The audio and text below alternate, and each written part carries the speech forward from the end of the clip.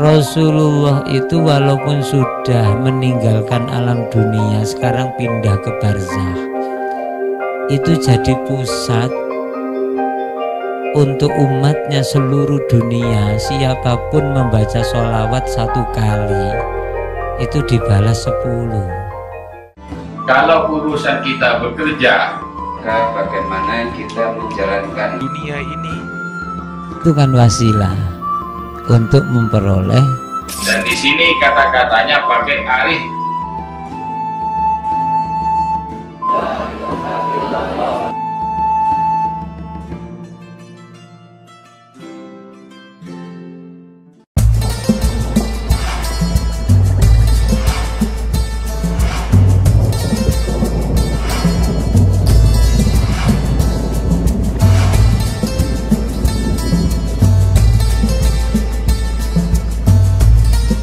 Kita bisa dikenalkan ajaran Islam ini, sangat berterima kasih, dan ini lebih berharga daripada dunia, ya, daripada dunia, karena kenikmatan dunia dan akhirat bisa kita nikmati dengan sempurna dengan adanya ajaran yang dibawa oleh Rasulullah Shallallahu Alaihi Wasallam.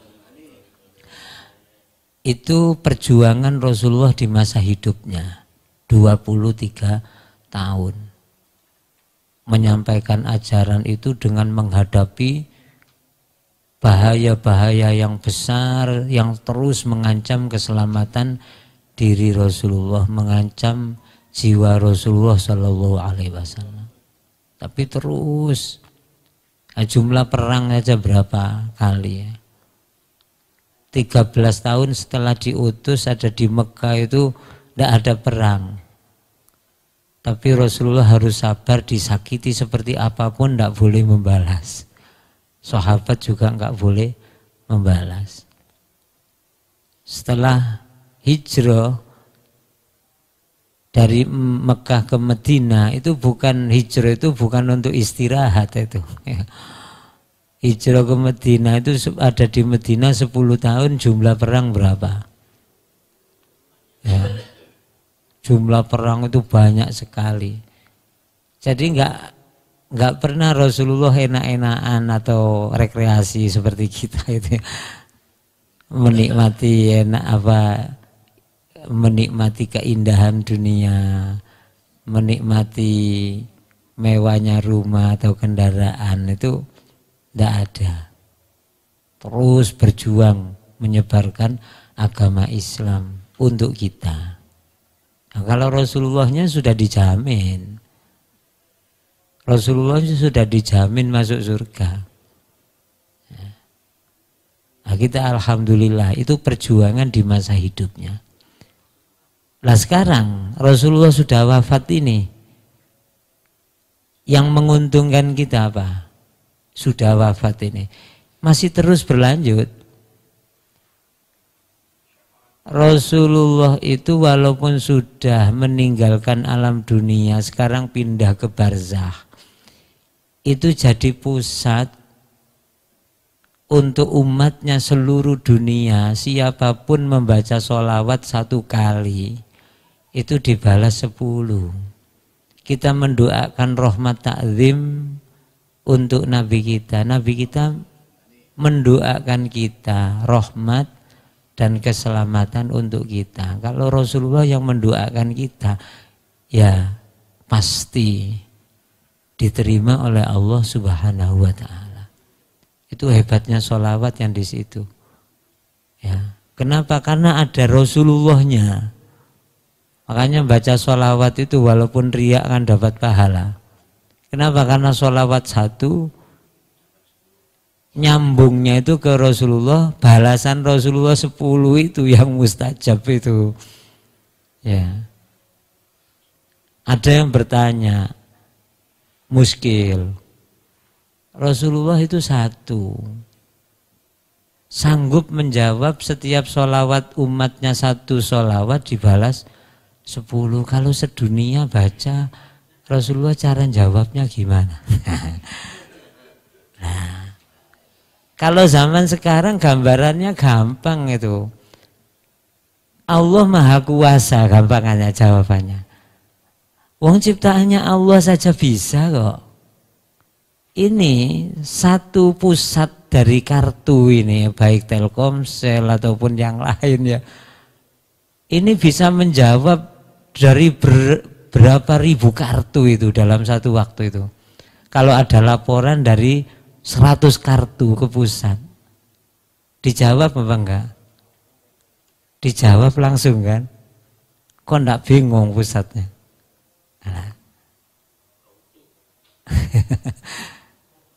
Lah ini kalau ciptaannya Allah Subhanahu wa ta'ala. Dan lagi gini, kalau kita pelajari di tafsir wal mufassirun, itu ada apa istilahnya itu, hal-hal yang khariqun lil ada. Alamul mulki dinisbatkan kepada alam malakut, itu waktu yang ini yang mengikuti peredaran perjalanan matahari ini tidak berlaku. Tidak berlaku. Jadi makhluk Allah yang ada di alam malakut itu bisa mendatangi beberapa tempat dalam waktu yang sama. Ya. Jadi kalau kita tanya, malaikat Israel itu satu. Kalau nyabut makhluk di beberapa daerah itu pakai kendaraan apa ya? Kan itu ya. Ya enggak usah kendaraan gitu ya. Karena nisbat alamul mulki kepada alam malakut itu akan terjadi hal-hal yang khariqun lil ada. Malaikat Mikail itu mengatur rizki, mengatur angin, mengatur turunnya hujan. Tidak ada setetes air hujan yang jatuh kecuali dalam pengawalan malaikat Mikail. Terus ndak bingung apa enggak? Ya enggak. Ya. Tidak ada sebutir nasi yang masuk ke mulut seseorang kecuali sudah diatur oleh malaikat Mikail. Lah kalau sekarang Rasulullah di alam malakut bisa menjawab sholawat seluruh umatnya sedunia, itu adalah hal yang jaiz atau mungkin, ya. Hal yang sangat bisa, ya. Itulah jasa Rasulullah untuk kita. Kemudian semakin banyak membaca sholawat, kita ini semakin dikenal oleh Rasulullah, ya. Jadi kita baca sholawat dimanapun dan kapanpun, itu kita semakin dikenal. Siapa itu, namanya siapa, sudah Rasulullah kenal. Jadi nggak usah harus berhadapan pada waktu hidupnya. Ini jasa Rasulullah. Jadi kita menghitung-hitung jasa Rasulullah. Loh, kalau ada orang masih timbul tanya, ini kok bisa ya Allah dan Rasulnya harus lebih kita cintai daripada anak, daripada orang tua, dan daripada manusia yang lain. Lah seperti ini jasanya. Dari awal diciptakannya sudah berjasa untuk kita. Di masa hidupnya sudah berjasa untuk kita. Sekarang sudah wafat, Rasulullah masih berjasa. Dan belum selesai. Selama kita belum nyampe ke surga, Rasulullah masih menunggu. Di hari kiamat Rasulullah ini tidak langsung masuk surga. Dengan baca di babnya syafaat itu, ketika semua para nabi, mulai dari Nabi Adam alaihissalam, Nabi Nuh alaihissalam dan seterusnya, dimintai tolong, mereka jawabannya nafsi, nafsi. Tapi Rasulullah bagaimana begitu didatangi? Rasulullah dimintai syafaatnya, Rasulullah langsung sujud. Kalau Rasulullah langsung ke surga sudah bisa. Tapi Rasulullah masih sujud. Dan di dalam isi sujudnya bacaannya apa? bacaannya ummati, ummati, ya Allah umat saya, umat saya. Sampai ada jawaban, ya Muhammadu irfa ra'sak sal tu'to. Wahai Muhammad sallallahu alaihi wasallam, bangunlah, bangunlah dari sujudmu, angkatlah kepalamu, mintalah dan kamu pasti dikabulkan permintaannya. Akhirnya isfa tusyaffa, kan itu. Isfa, tolonglah siapa yang kamu tolong, tusyaffa, kamu diizini untuk memberi syafaat. Baru syafaat Rasulullah di hari kiamat itu berlaku. Siapa yang akan dapat syafaat? Lah itu pernah ada sahabat tanya kepada Rasulullah, wahai Rasul, kalau kita bahasakan ke Indonesia, bagaimana caranya panjenengan mensyafaati umat yang mayoritas umat panjenengan itu panjenengan tidak pernah ketemu langsung? Nah, seperti kita yang ada di Sidogiri ini kan tidak pernah bertemu langsung dengan Rasulullah. Itu yang ditanyakan, bagaimana jenengan bisa tahu itu umat panjenengan atau bukan? Apa jawaban Rasulullah? Ummati yud'auna yaumal qiyamah ghurran muhajjalina min atharil wudu. Umatku itu besok akan mendapatkan panggilan itu, akan disyafaat itu ada tandanya. Apa? Ghurran, wajah bersinar, muhajjalina, tangan dan kakinya bersinar, min atharil wudu, pengaruh dari wudu yang terus dilakukan setiap waktu. Jadi besok itu akan disyafaati itu, umat yang akan disyafaati itu bersinar. Kalau bersinar, sinarnya kan beda-beda ya. Ada yang terang, ada yang normal, ada yang remeng-remeng. Nah, itu kira-kira biasanya kalau ngambil itu, kalau nolong itu yang didahulukan itu yang mana biasanya?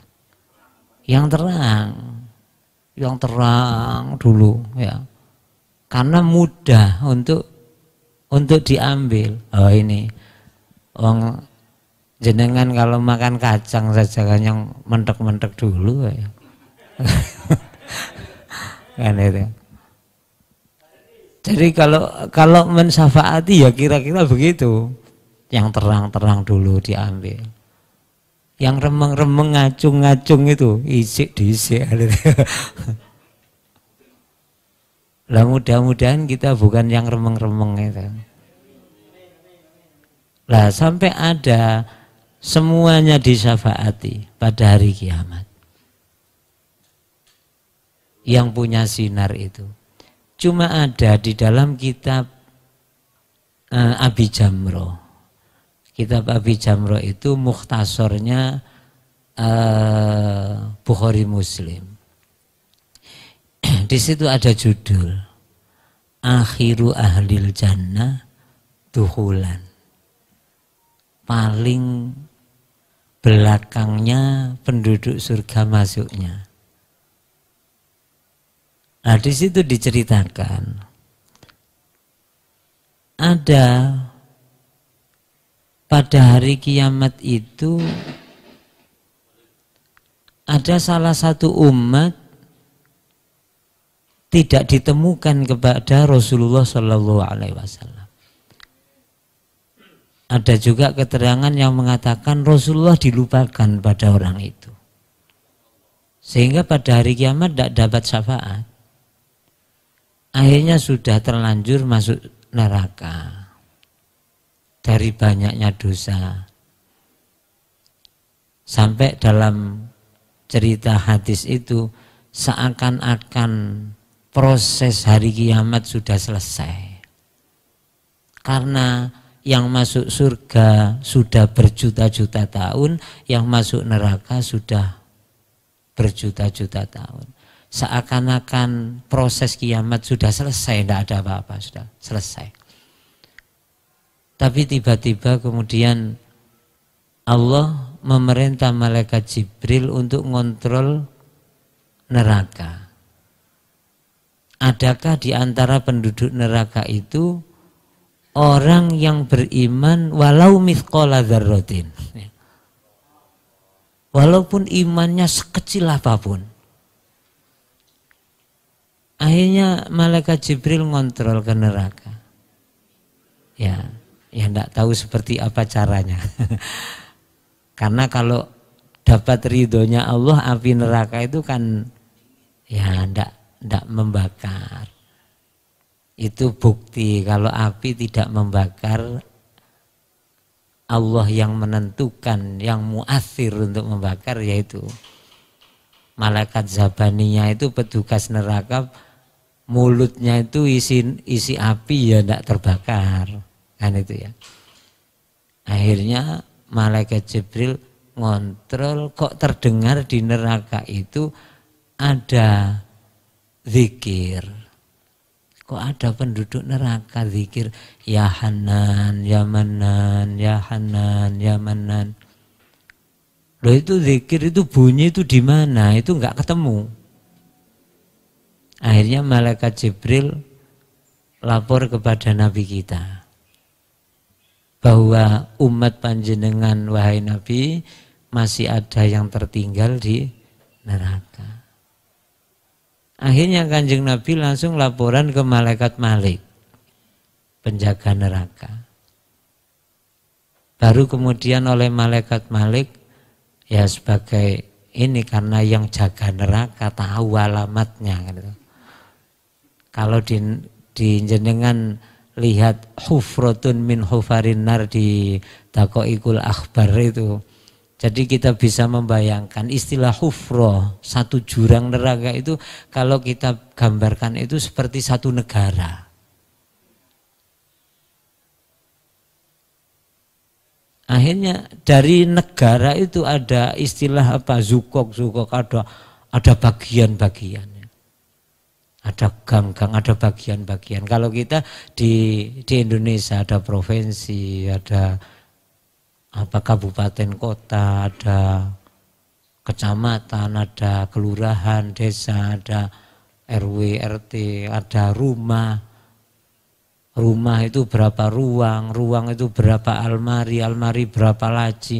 Itu ternyata yang wiridan ya Hanan ya Manan itu ada di laci. Seperti di open itu.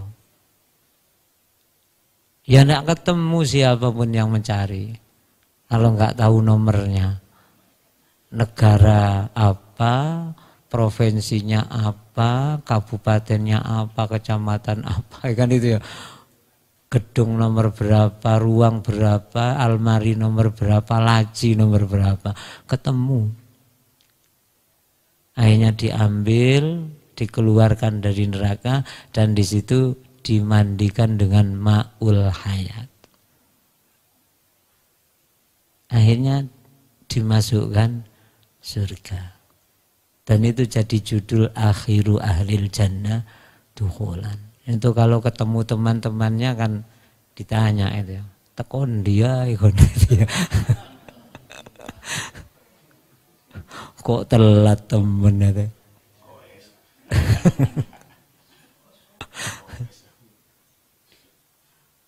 Nah, dengan demikian maka syafaat untuk masuk surga itu adalah syafaat Rasulullah Sallallahu Alaihi Wasallam. Loh, kita itu ingin syafaat yang langsung. Kira-kira nggak sampai menghadapi kesulitan langsung syafaat Rasulullah datang. Itu yang kita inginkan. Bukan syafaat yang terlambat tadi itu ya. Na'udzubillah min dzalik. Ya, mudah-mudahan kita bisa mempelajarinya lebih sempurna. Bagaimana cara meningkatkan cinta kepada Allah dan bagaimana cara meningkatkan cinta kepada Rasulullah Shallallahu Alaihi Wasallam. Kita berdoa mudah-mudahan kita, keluarga kita, semua anak cucu kita ila yaumil qiyamah semuanya mendapatkan rahmat Allah Subhanahu wa taala, mendapatkan syafaat Rasulullah Shallallahu Alaihi Wasallam.